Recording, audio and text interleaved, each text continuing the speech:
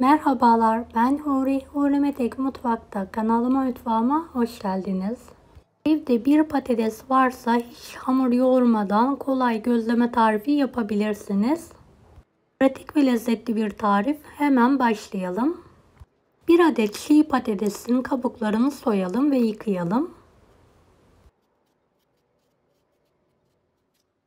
Evet, yıkadığımız patatesi rendeleyelim.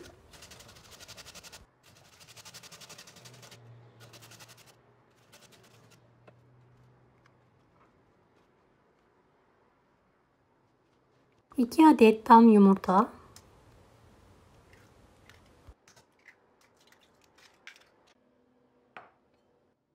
Toplamda 3 su bardağı su kullandım. Azar azar ekliyorum. 2 yemek kaşığına yakında sıvı yağ. 1 tatlı kaşığı tuz. Tüm malzemeyi çekelim.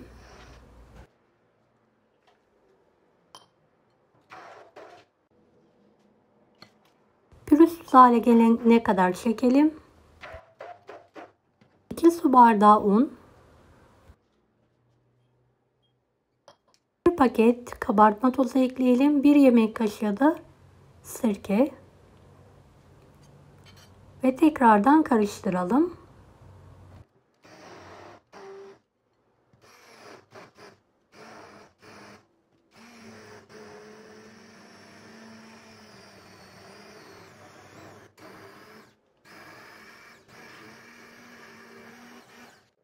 Evet, gördüğünüz gibi akışkan bir hamur hazırladık.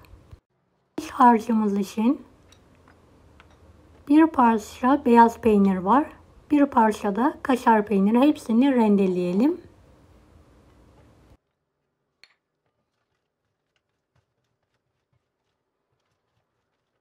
Beni hangi ülkeden veya şehirden izliyorsunuz merak ediyorum. Yorum kısmına bildirirseniz sevinirim.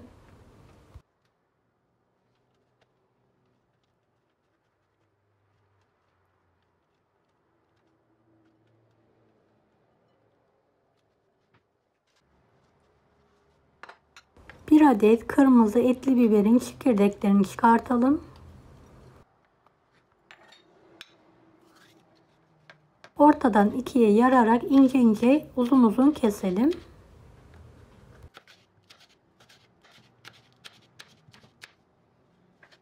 Minik küpler halinde kesmeye devam edelim.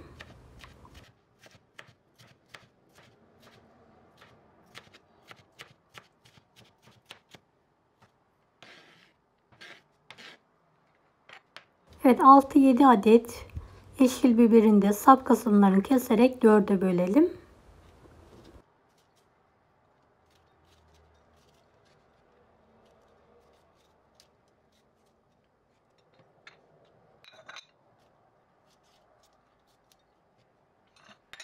Tüm biberleri ince ince doğrayalım.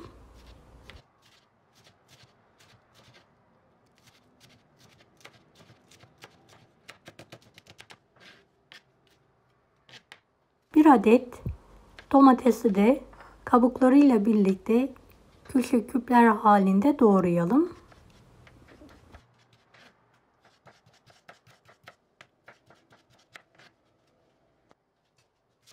Yarım kuru soğanı da ince ince doğrayalım.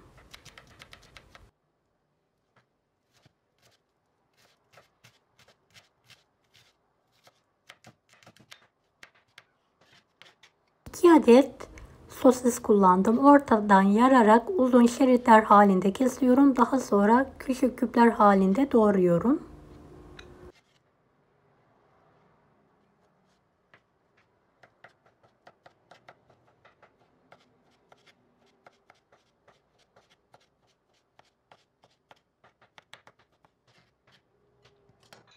Malzemeleri peynirli karışıma ekleyelim.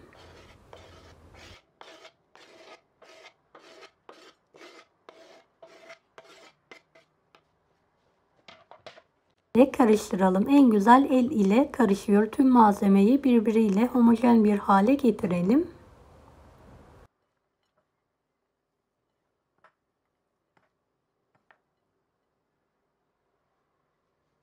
Evet, iç harcımız hazır.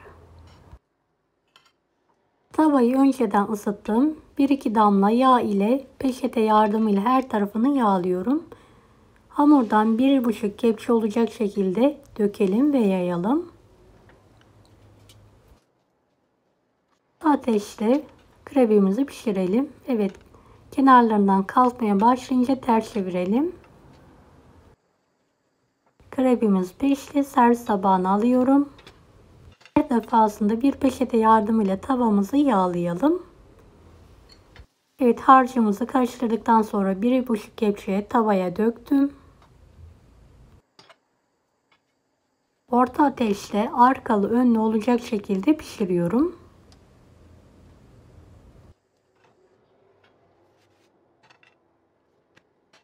Pişirdiğim hamurları tezgah üzerine yaydım.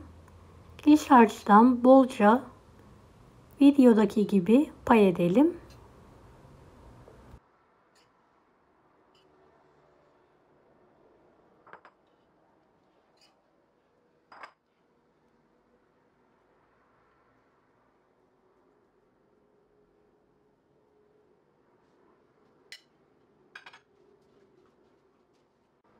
Şeklinde katlayalım.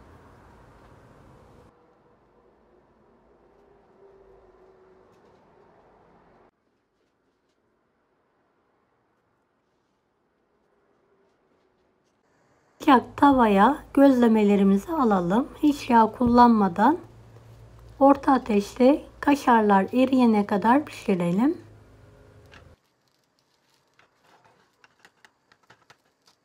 Evet, ters çevirelim. Diğer tarafı da pişirelim.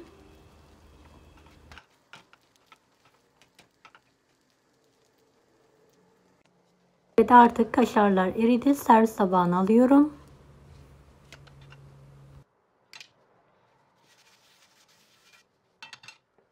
Çok az yağ ile tavamı yağlıyorum.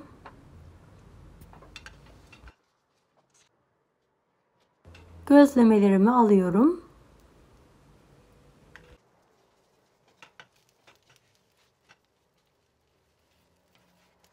Günün her saatinde kolaylıkla hazırlayarak tüketebileceğiniz harika bir tarif.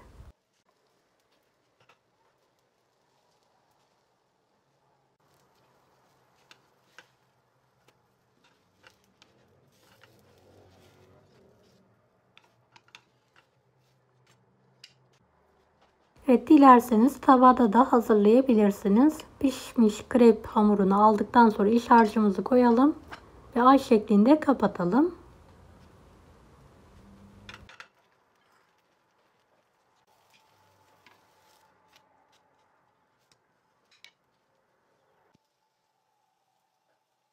Kalan hamuru aynı yöntemle tavaya dökerek pişiriyorum. İster sade isterseniz de gözleme şeklinde pişirebilirsiniz.